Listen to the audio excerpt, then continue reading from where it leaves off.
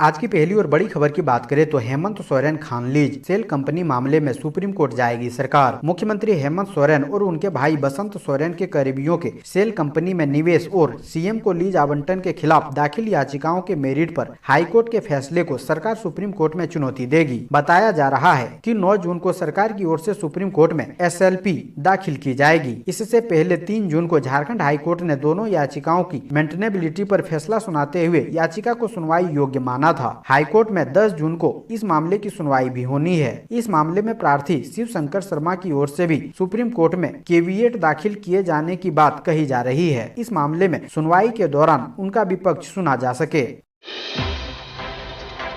अगली बड़ी खबर की बात करें तो झारखंड में बिजली संकट का कैबिनेट की बैठक में होगा समाधान। मंत्री आलमगीर आलम ने कहा, झारखंड राज्य में गहराई बिजली संकट को लेकर राज्य के ग्रामीण विकास मंत्री आलमगीर आलम ने पाकुड़ जिला मुख्यालय में पत्रकार सम्मेलन कर कहा कि पाकुड़ ही नहीं बल्कि पूरे झारखंड में बिजली की समस्या उत्पन्न हो गई है। जल्दी कैबिनेट की बैठक में बिजली की समस्या को लेकर चर्चा की जाएगी और इस पर समाधान निकाला जाएगा। मंत्री आलमगीर आलम ने कहा कि पहले झारखंड को 1300 मेगावाट बिजली मिलती थी और इससे लोगों की जरूरतें पूरी हो जाती थी, लेकिन हाल के दिनों में किए गए सर्वेक्षण से पता चला कि गर्मी के कारण झारखंड को 2500 मेगावाट बिजली की आवश्यकता है और राज्य में इतना बिजली उत्पादन नहीं होता है। मंत्री आलमगीर आलम ने कहा कि तेनू घाट में 300 मेगावाट बिजली का उत्पादन होता था और कुछ दूसरे राज्यों से लेकर काम चलाया जा रहा है।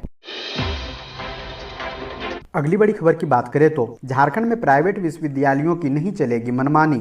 हेमंत सोरेन लागू करने जा रहे ये कड़े नियम।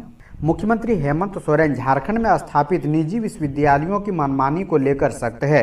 अधिसंख्य विश्वविद्यालयों द्वारा आवश्यक आधारभूत संरचनाएं नहीं होने के बावजूद विभिन्न पाठ्यक्रमों में लगातार नामांकन लिया जा रहा है।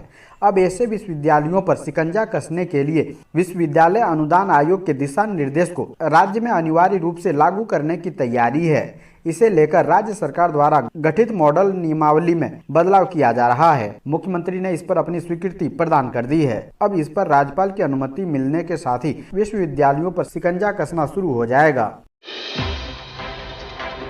अगली बड़ी खबर की बात करें तो झारखंड के सरकारी विभागों पर 445.23 करोड़ रुपए का बकाया। JBVNL ने बिजली काटने की दी चेतावनी। झारखंड के सरकारी विभाग पर JBVNL का 400 करोड़ से अधिक का बकाया है। यह बकाया अप्रैल और मई माह का है। JBVNL ने चेतावनी दी है कि जल्द से जल्द बिल का भुगतान नहीं किया गया तो बिजली काट दी जाएगी। ज्ञात हो कि झारखंड के 31 सरकारी विभागों में उपभोक्ताओं की संख्या 15,061 है। नगर विकास विभाग पर सबसे अधिक 174.70 करोड़, पेयजल विभाग पर 119.30 करोड़ व स्वास्थ्य विभाग पर 27.05 करोड़ रुपए बकाया है। झारखंड बिजली वितरण निगम ने सरकारी विभागों के संबंधित पदाधिकारियों से आग्रह किया है कि वे अपने कार्यालय के बिजली बिल का भुगतान नियमित रूप से करें ताकि निगम सुचारू रूप से बिजली की आपूर्ति कर सके।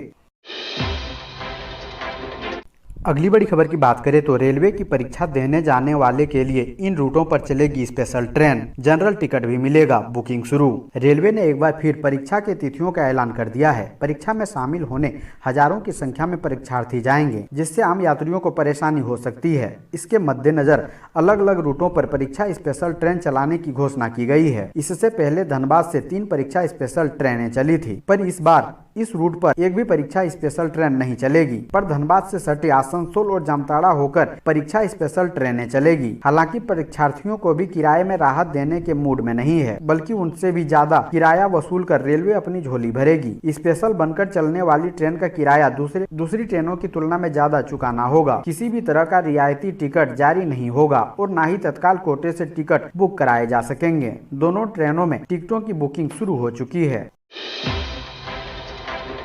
अगली बड़ी खबर की बात करें तो गुमला में रेप के आरोपी 2 युवकों को भीड़ ने आग में झोंका, एक ने दम तोड़ा। झारखंड के गुमला शहर से सटे बसुआ अंबा टोली गांव में एक नाबालिग किशोरी से रेप की घटना से गुस्साए ग्रामीणों ने आरोपी 2 युवकों को खूब पीटा और उन पर केरोसिन छिड़ककर आग लगा दी। बुरी तरह झुलसे युवकों में एक सुनील उराव ने गुरुवार सुबह रांची के रिम्स में दम तोड़ दिया, जबकि दूसरे युवक आशीष उराव की हालत भी गंभीर बनी हुई है। घटना बुधवार रात की है। इसे लेकर 2 गाँवों के बीच जबरदस्त तनाव की की स्थिति उत्पन्न हो गई है। पुलिस मौके पर कैंप कर रही है। घटना के बारे में बताया गया कि गांव का एक परिवार गुमला के भंडरा में एक वैवाहिक समारोह में भाग लेने के बाद अपने गांव लौटने के लिए बस का इंतजार कर रहा था। इसी दौरान बगल के गांव बसुआ पोक टोली के 2 युवक मोटरसाइकिल से वहां पहुंचे। उन्होंने बस का इंतजार कर रहे परिवार की 17 वर्षीय किशोरी को गाँव तक पहुँचाने के लिए मोटरसाइकिल पर लिफ्ट दे दी। क्योंकि दोनों युवक बगल के गाँव के थे और परिवार से पूर्व परिचित थे, इसलिए माता पिता ने लड़की को उनके साथ भेज दिया। बाद में लड़की के माता पिता घर लौटे तो बेटी घर पर नहीं मिली। तलाश शुरू हुई तो वह बगल के गांव में बदहवास हाल में मिली। उसके साथ दोनों युवकों ने रेप किया था।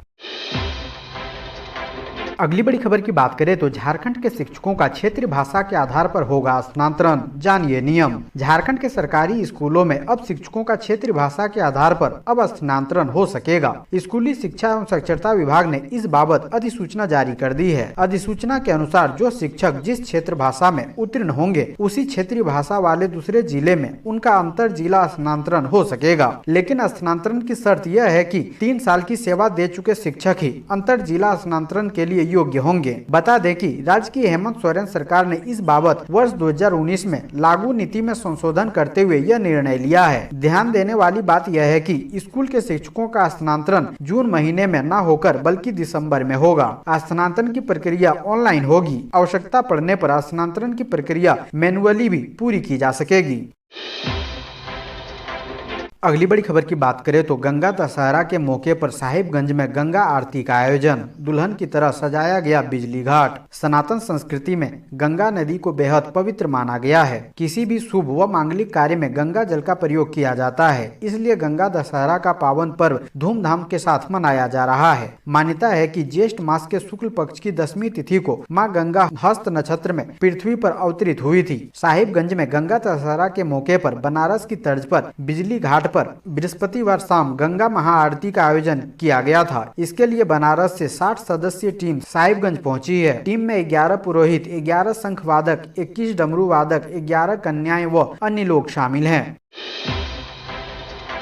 अगली बड़ी खबर की बात करें तो झारखंड कांग्रेस नेता आलोक दुबे ने अफसर को दी धमकी, ऑडियो वायरल। भाजपा ने बोला हमला। झारखंड कांग्रेस नेता आलोक दुबे का ऑडियो वायरल हो रहा है, जिसमें उन्हें स्टेट कोऑर्डिनेशन नवीन को धमकी देते हुए सुना जा सकता है। इस ऑडियो में कांग्रेस नेता कहते दिखाई पड़ रहे हैं कि झारखंड में लूटने के लिए पैदा लिया है, सब घुसखोर यही पैदा लिए हो, तुमको मंत्री फोन कर रहे हैं, चर्बी चढ़ गया है, आदमी को 1 माह से दौड़ा रहे हो। ऑडियो के वायरल होने के बाद सियासत भी तेज हो गई है। भाजपा नेता कुणाल सारंगी ने कांग्रेस नेता पर जमकर हमला बोला है। ऑडियो में कई बार अपशब्द का इस्तेमाल हुआ है। इधर ऑडियो वायरल होने पर भाजपा ने कांग्रेस नेता पर निशाना साधा है। प्रदेश प्रवक्ता कुणाल सारंगी ने कहा कि झारखंड में विभागीय नियम को ताक पर रख अधिकारी काम न करें तो उन्हें गाली सुननी पड़ रही है, यहाँ तक कि उन्हें धमकी दी जाती है। कांग्रेस नेता फोन पर न सिर्फ डरा रहे हैं बल्कि नियम को ताक पर रख मंत्री के आदेश का पालन करने की बात कर रहे हैं। इतना ही नहीं, ऑडियो में कांग्रेस नेता अभद्र भाषा का भी प्रयोग कर रहे हैं। पार्टी इसकी निंदा करती है।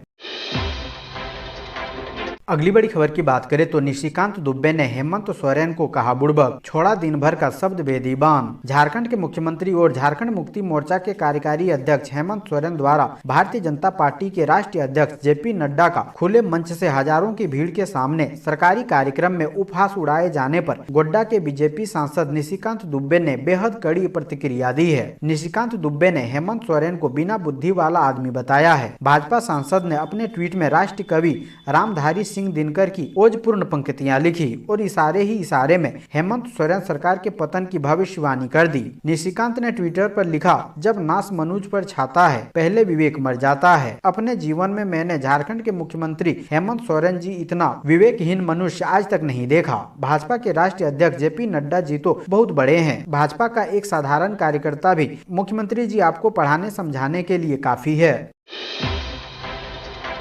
अगली बड़ी खबर की बात करें तो झारखंड में 31 जुलाई तक चलेगा कोरोना वैक्सीनेशन महाअभियान। गांव और पंचायतों में होगी टीका सभा, घर घर जाएगी टीम। झारखंड में 31 जुलाई तक कोविड टीका महाअभियान फेज 2 चलेगा। इसके मद्देनजर सभी जिलों को ग्राम और पंचायत स्तर पर टीका सभा करने का निर्देश दिया गया है। स्वास्थ्य विभाग के अपर मुख्य सचिव अरुण कुमार सिंह ने कोविड टीका महाअभियान फेज 2 और टीका सभा के आयोजन से संबंधित आदेश जारी कर दिए हैं। धनबाद में तैयारी शुरू हो गई है। बता दें कि झारखंड में 12 से 14 साल के बीच के मात्र 48% बच्चों को टीके की पहली डोज लगी है, जिसमें मात्र 15% बच्चों ने दूसरी डोज लगवाई है। धनबाद में अब तक मात्र 40% बच्चों को टीके की पहली डोज और 7% को दूसरी डोज लगी है। राज्य में 24 जिलों में से 15 जिलों में 50% से कम बच्चों को टीका लग पाया है और यह लाल सूची में शामिल है। किशोर टीकाकरण की उपलब्धि भी मात्र 31% है। कोरोना टीकाकरण को बढ़ावा देने के लिए राज्य में कोविड टीकाकरण महाअभियान फेज 2 शुरू किया गया है।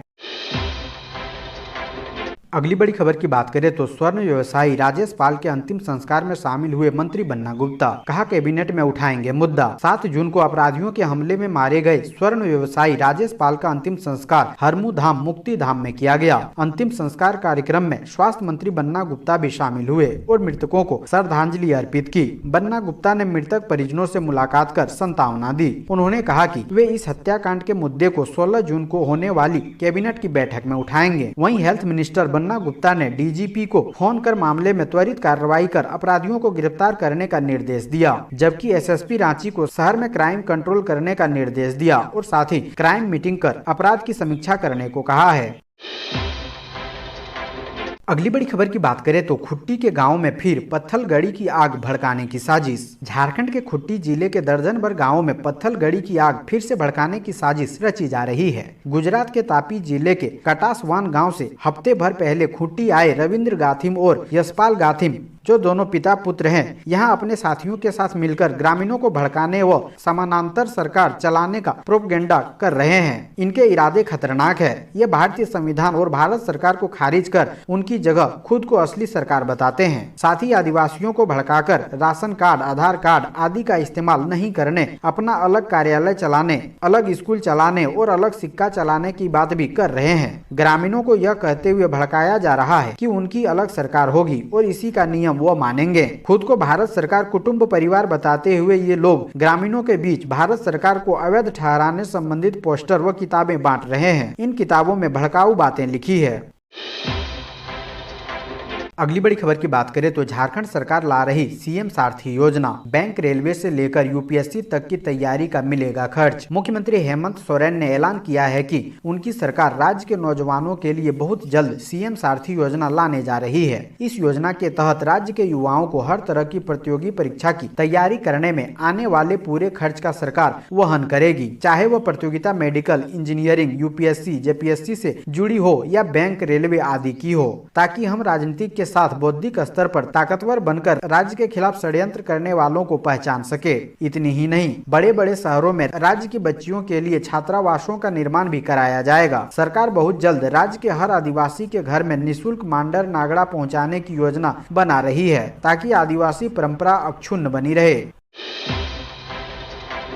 अगली बड़ी खबर की बात करें तो राहत लेकर आने वाला है मानसून। झारखंड के कई इलाकों में झमाझम बारिश। झारखंड की राजधानी रांची समेत मेदिनीनगर में लू की लपटों ने एक बार फिर लोगों को परेशान कर दिया है। पिछले कुछ दिनों से आसमान में बादल छाए रहने से लोगों को काफी राहत मिली थी, लेकिन बुधवार को एक बार फिर रांची का तापमान 40 के पार तो मेदिनीनगर का तापमान 45 के पार पहुँच गया। दिन भर सूर्यदेव की तपिश से लोगों में विषम स्थिति बनी रही तो सड़कों पर वाहन चालकों को छोड़ कम ही राहगीर देखे गए। हालांकि मौसम विज्ञान केंद्र रांची के वरीय वैज्ञानिक अभिषेक आनंद का कहना है कि अब की बार मानसून 3-4 दिन पहले दस्तक देगा, जिसके बाद लोगों को गर्मी से राहत मिलने का आसार है। लेकिन वर्तमान हालत कुछ ऐसे हैं कि झारखंड के 1 दर्जन से अधिक जिलों में तापमान फिर से 40 के पार पहुंच चुका है। मौसम विभाग की रिपोर्ट की माने तो पश्चिमी दिशा से गर्म हवा बहने के कारण यह स्थिति बनी हुई है, लेकिन यह स्थिति ज्यादा दिनों के लिए नहीं है। बता दें कि राज्य के उत्तर पश्चिमी हिस्से पलामू, चतरा, गढ़वा, कोडरमा, लातेहार, मेदिनीनगर, लोहरदगा समेत मध्य हिस्सों में रांची, रामगढ़, बोकारो, गुमला, हजारीबाग व खूंटी में लू का असर देखने को मिल रहा है। वहीं उत्तर पूर्वी हिस्से यानी देवघर, दुमका, गिरिडीह, गोड्डा, जामताड़ा, साहेबगंज, धनबाद व पाकुड़ में आंशिक बादल छाए रहने से राहत वाली स्थिति है। अगली बड़ी खबर की बात करें तो जेपीएससी ने खेला बड़ा खेल, असिस्टेंट इंजीनियर बहाली पर मारा यू टर्न। झारखंड हाईकोर्ट के जस्टिस राजेश शंकर की अदालत में सहायक अभियंता नियुक्ति मामले में सुनवाई हुई। सुनवाई के दौरान जेपीएससी की ओर से पूर्व में दाखिल शपथ पत्र को वापस लेने और संशोधित शपथ पत्र दाखिल करने की मांग की गई है। अदालत ने जेपीएससी को इसके लिए याचिका दाखिल करने का निर्देश दिया। उक्त मामले में प्रार्थी की ओर से भी जवाब दाखिल करने के लिए समय की मांग की गई है, जिसे अदालत ने स्वीकार कर लिया। मामले की अगली सुनवाई 14 जून को होगी। सुनवाई के दौरान महाधिवक्ता राजीव रंजन की ओर से अदालत को बताया गया कि सहायक अभियंता नियुक्ति मामले में पीटी का परिणाम नियमावली के अनुसार जारी किया गया है। वैसे अभ्यर्थियों को आरक्षित श्रेणी में रखा गया है। जिन्हें सामान्य श्रेणी से ज्यादा अंक मिले हैं, उन्हें आरक्षण नहीं माना जा सकता है।